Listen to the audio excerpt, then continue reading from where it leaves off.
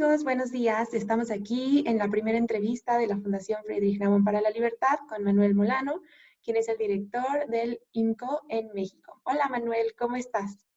Muy bien, María José, gusto escucharte. Pues queremos hacer esta entrevista el día de hoy para hablar con Manuel sobre los impactos del coronavirus en la economía de México. Así que, bueno, pues Manuel, mucho se habla de la catástrofe económica que va a traer el virus, pero mucha gente está confundida por qué y queremos saber qué causas identificas tú para la crisis que se avecina. Bueno, mira, lo primero que tendría yo que decirte es que este es un virus que eh, es relativamente contagioso, es muy contagioso, de hecho, pero no es tan letal como, por ejemplo, la influenza española de 1918, ¿no? Ya la influenza la vemos con un poquito menos de preocupación porque pues ya llevamos muchos años conviviendo con ella, ya hay vacunas, ya hay antivirales específicos. COVID pareciera estar como a la mitad en términos de contagio entre la influenza y el SARS-1, el CoV-1, un poquito más contagiosa que el Zika, por ejemplo, ¿no? Ni de relajo tan contagioso como las paperas, el sarampión o la polio, ¿no? Que también, digo, son pandemias que tuvo la humanidad y que pues hasta que se descubrieron las vacunas específicas, pues eran bastante graves. Y la tasa de fatalidad, pues, es también relativamente baja, ¿no? Digamos, eh, la influenza de 1918 mataba probablemente entre el 10 y el 15% de la gente infectada. En este caso, 15% desarrolla síntomas graves, alrededor de 5% requiere hospitalización y lo que sabemos hasta el momento de los hospitalizados es que alrededor de 2,5% pueden morir. El problema también con estas cifras es que estamos en un nivel de la pandemia en donde la mayor parte de la gente que ha sido diagnosticada, que ha desarrollado la enfermedad con síntomas graves, ha sido hospitalizada. Y entonces, probablemente cuando esto empiece a ocurrir en población abierta que no tenga posibilidades de ir a un hospital, la tasa de mortalidad va a aumentar y va a aumentar de manera bastante estrepitosa. En este momento, pues puedes tener países como Corea del Sur o Japón, donde la epidemia se reproduce cada semana, digamos, se duplica el número de casos cada semana. Puedes tener países como España o Italia, donde el número de casos se duplica cada 3 días.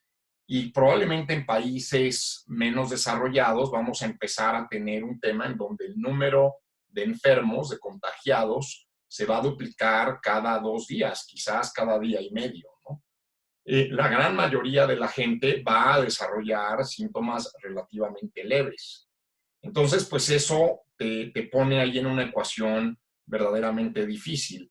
Yo creo que, como sabemos relativamente poco todavía sobre la pandemia, y las autoridades de salud todavía no se avientan a dar un pronóstico de quién es susceptible de contagio, pero no va a desarrollar síntomas graves, y quién es susceptible de contagio y sí va a desarrollar síntomas graves. Normalmente, mientras mayor seas, ¿no? Y probablemente los mayores de 50 ya empiezan a tener cierto riesgo de enfermar gravemente y morir a partir de la enfermedad, pero también si tienes otras condiciones de comorbilidad, como diabetes, hipertensión, obesidad, EPOC, algún otro síndrome respiratorio, un sistema inmune debilitado por VIH-Sida o por alguna otra condición médica, pues también pueden ser factores de riesgo importantes, ¿no?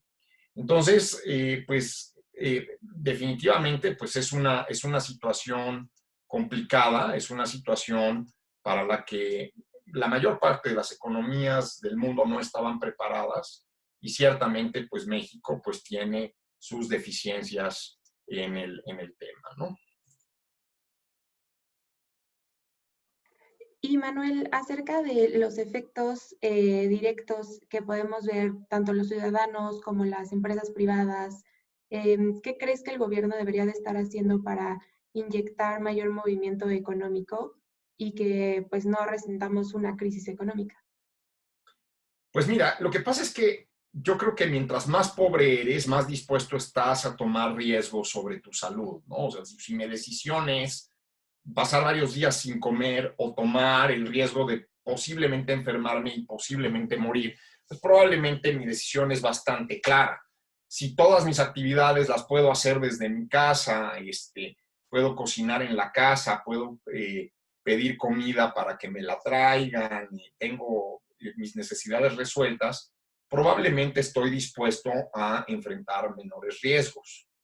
Eh, hay soluciones desde las muy keynesianas, que creo que va a haber muchas en boga en este momento y que puede que hagan sentido, ¿no? Yo sé que la Fundación Naumann es un think tank liberal, pero en momentos de crisis este tipo de soluciones keynesianas a veces hacen sentido y que básicamente implicarían que el Estado intervenga, ¿no? Si no tiene espacio en política fiscal, puede hacer espacio a través de la política monetaria, ¿no? Básicamente con un mecanismo como el que usó el presidente Obama en 2008-2009, donde el Banco Central empieza a comprar deuda del Estado y de los agentes financieros, porque en ese momento la crisis fue financiera, en este caso, pues es una crisis más como de la manufactura y de la economía de servicios. Entonces, igual en Alemania, el Estado está pensando en tomar participación temporal en empresas como Lufthansa o en empresas que están muy emproblemadas en este momento porque no hay suficientes clientes. Y después, pues tienen algún tipo de estrategia de salida de estos negocios, los venden, los reincorporan al sector privado. En el caso de Obama, pues esto se hizo incluso con una ganancia para el Tesoro de los Estados Unidos y entonces se libra el periodo de crisis. El problema que tienes con estas medidas es que se te pueden colar ahí negocios que igual ya no tenían sentido y que iban a quebrar de cualquier forma, tuvieras o no tuvieras pandemia. Entonces, eso quizás podría distorsionar los efectos en la economía. Yo lo que creo que valdría la pena pensar es en un Estado que nos ayudara a construir un mercado donde los consumidores pudiéramos comprar servicios futuros de algunas de estas cosas. Es decir, si a mí me gusta mucho el servicio que me dan en la peluquería a la que voy, pues probablemente tendría yo que encontrar un mecanismo para que esa peluquería me pueda vender un bono por servicios futuros. En teoría, eso es algún tipo de intermediación financiera y en teoría para eso están los bancos. Pero los bancos también van a estar rebasados en esta crisis. Seguramente no va a haber suficiente espacio.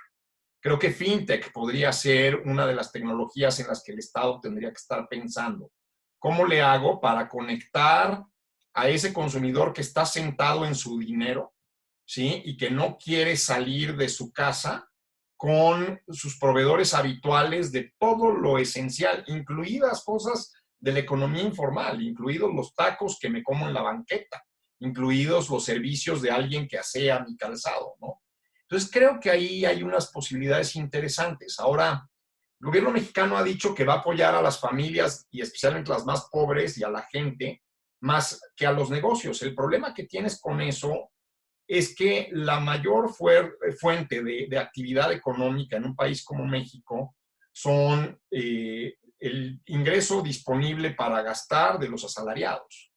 Y si no vemos la conexión entre el señor que trabaja en una fábrica y la persona que le vende tamales en la entrada de la fábrica, pues creo que no estamos entendiendo mucho, ¿no? Quizás ahí lo que también valdría la pena es pensar en que en hogares es donde se cuida a la población más vulnerable, que en este momento sabemos que son ancianos, ¿no? Entonces, ahí quizás tendríamos que establecer las medidas de separación. Otra vez, esto es algo mucho más fácil para los más ricos que para los más pobres. Si en tu casa hay 4 o 5 habitaciones, es posible aislar a las personas mayores.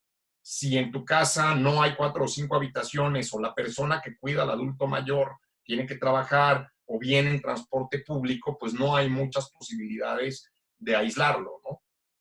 Pero quizás ahí hay una parte de respuesta. ¿Qué tal si apoyamos a las familias a cuidar solamente a los más vulnerables y encontramos maneras de reintegración gradual de la población que es susceptible de contagio, pero no vulnerable a sus actividades habituales?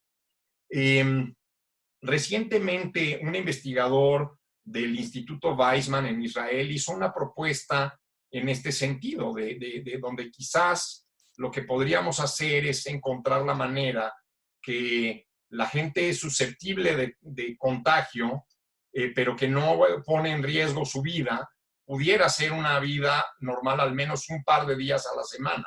De esa manera, la curva de contagios crece, pero no crece a una velocidad tan alta como si estamos todos en la calle. Y también de la misma forma, pues puedes cuidar a los más vulnerables. Son 3 investigadores, de hecho, Omer Karim, Yael Horem, Boaz Dudovic y Uri Alon de el Weizmann Institute of Science en Rehovot, Israel. Pues si tienes el documento, tal vez nos lo puedes compartir y nosotros lo podemos compartir así con nuestros seguidores en redes sociales también. Estoy totalmente de acuerdo con lo que dices, Manuel, y aquí una pregunta que tenemos también, pues desde Alemania, que se han preguntado mucho es, en México, bueno, tenemos el 60% nivel de informalidad en la economía. En India, por ejemplo, es más del 80% en el sector que no es de agricultura, y ahí se está haciendo un encierro o una cuarentena forzosa. Mientras que en México a veces se nos critica porque el presidente no está haciendo nada. ¿Tú qué considerarías para esas personas que tienen que salir todos los días a trabajar porque su ingreso depende de ello? ¿Estamos más en esta visión de India de todos se tienen que guardar aunque unos mueran de hambre o seguimos pues en la situación en la que estamos en México? Pues otra vez, yo lo que creo es que aquí tendríamos que encontrar para esas familias un apoyo del sector público para que diseñen estrategias que les permitan cuidar a los más vulnerables de sus familias.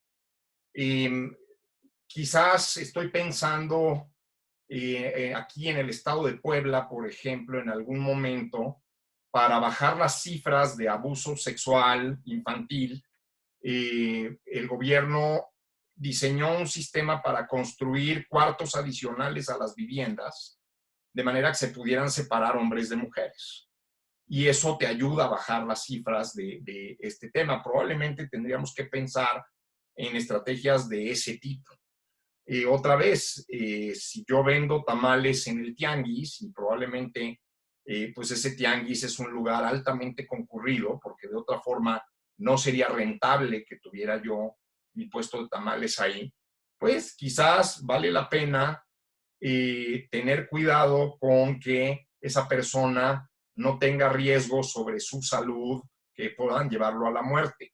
Si es contagioso, sociedades más disciplinadas como Corea o como Japón han bajado la curva de contagio porque ahí la gente usa un tapabocas todo el tiempo, y esto no es para no enfermarse ellos, sino para no contaminar a los demás, y eso también te puede ayudar a reducir la curva de contagio.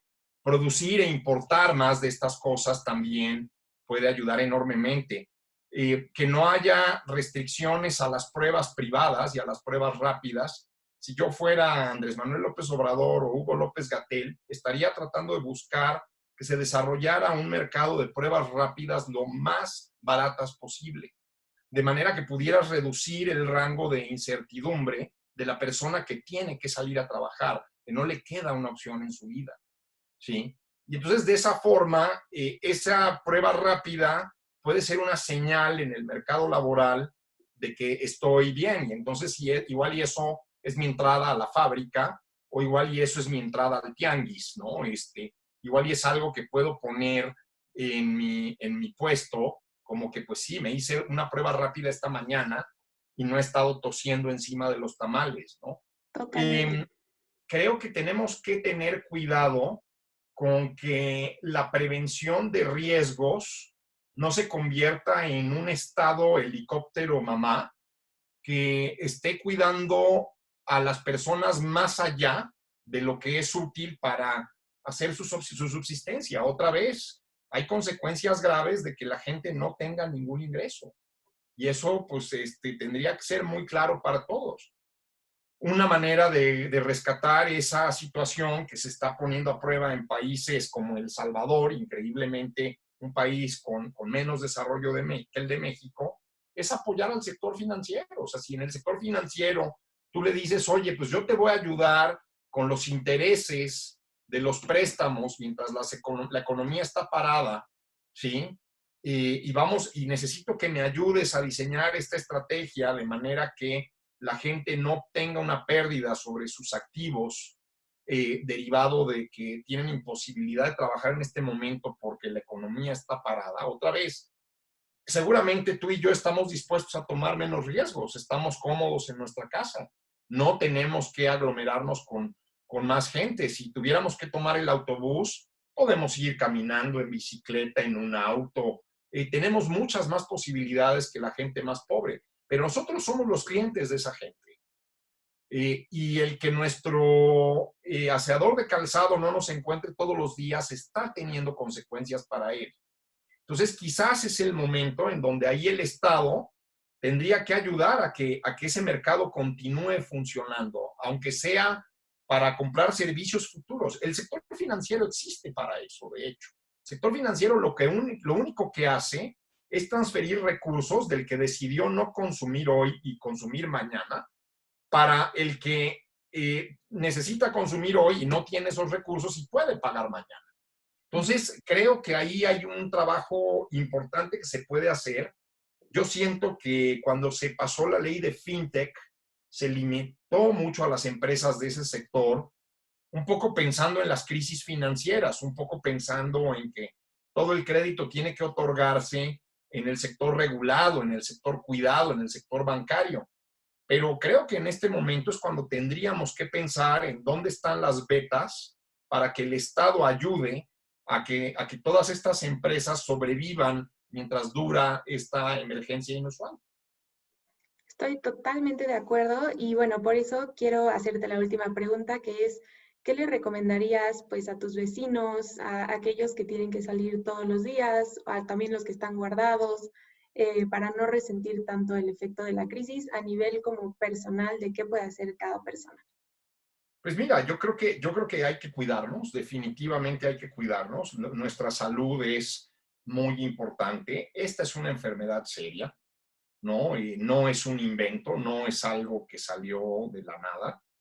Eh, no es tan mortal como otras enfermedades, pero sí es altamente infecciosa. No sabemos cómo van a reaccionar nuestros cuerpos, no sabemos qué mutaciones nuevas va a tener el virus. Buena parte de la incertidumbre que hay es que no se sabe si una vez que te dio la enfermedad y tuviste síntomas leves o graves, pero sobreviviste, si sigue siendo un portador y sigue siendo infeccioso. Eh, Sabemos que la gente de más edad es la que está más en riesgo. Tenemos que cuidar a las personas de más edad, ¿sí? Y tenemos que encontrar una manera de llevar a cabo nuestras actividades y generar ingresos para nuestras familias sin generarle riesgos de contagio a otros. Es parte de la responsabilidad que tenemos como personas. Entonces, si puedes hacer tu trabajo desde casa, pues muy bien, qué bueno. No eres parte de la oferta agregada que se está saliendo porque su actividad es imposible. Pero tienes que entender que eres un privilegiado y que hay mucho que puedes hacer para estimular la demanda agregada. Y yo creo que ahí es donde todos tenemos que tomar conciencia de cuáles son los bienes y servicios que resultan muy útiles para nuestra vida y que tendríamos que ponernos de acuerdo con toda esa gente, pues para ayudarles a pasar la crisis, ¿no? Reconstruir esa parte de la economía va a ser mucho más difícil. El sector informal es una cosa maravillosa porque en realidad yo creo que se ha satanizado mucho, pero es lo que ocurre cuando el Estado le pone muchas trabas a las empresas para producir. Y Ujú. entonces la gente, en lugar de organizarse alrededor de una empresa, se organiza alrededor de una familia. y claro. esa familia produce, ¿no? Tenemos que ayudar a esas empresas que son familias informales porque son los más pobres de nuestra sociedad. No esperemos a que el Estado nos obligue. No es necesario esperar a que el Estado nos obligue o nos diga, te voy a cobrar un impuesto adicional para que ayudes a estas empresas. Necesitamos movernos ahí. Si te gusta una pizzería, trata de contactar al dueño y dile cómo te ayudo, man. ¿Me puedes llevar pizzas a mi casa? ¿Puedo pagarte mi cena de cumpleaños que es en 6 meses? Creo que eso ayudará muchísimo más que cualquier estrategia que nos venga de algún iluminado del sector público. Hay que hacerle caso a los médicos, hay que hacerle caso a la ciencia.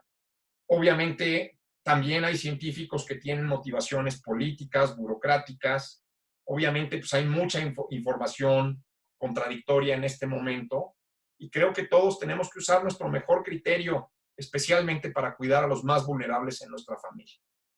Claro, porque además, como tú dices, y como hemos aprendido nosotros siempre en la fundación y tratamos de mantener, es que una ciudadanía activa vale a veces muchísimo más que un gobierno y pues es lo que se necesita más en estos momentos. Así que pues muchísimas gracias, Manuel, por tu tiempo. Te deseo todo lo mejor a ti, a tu familia. Gracias por el tiempo y pues espero que nos podamos ver pronto cuando termine esto. Gracias, María José. Ya nos vimos por cámara y muchas gracias a todos quienes ven esto. Perfecto, que estés muy bien. Igualmente, hasta luego. Chao.